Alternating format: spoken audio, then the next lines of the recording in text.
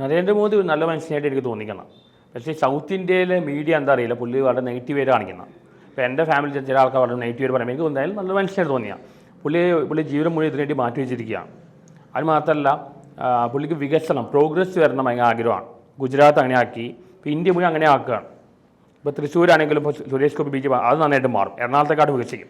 BJPക്ക് എപ്പോഴും ഒരു വികസനം പ്രോഗ്രസ് തിങ്കിങ് ഉണ്ട്. പിന്നെ ഹിന്ദുത്വ എല്ലാ ആൾക്കാർ മിസ്അണ്ടർസ്റ്റാൻഡ് ചെയ്യാം, എനിക്കങ്ങനെ തോന്നിയിട്ടില്ല.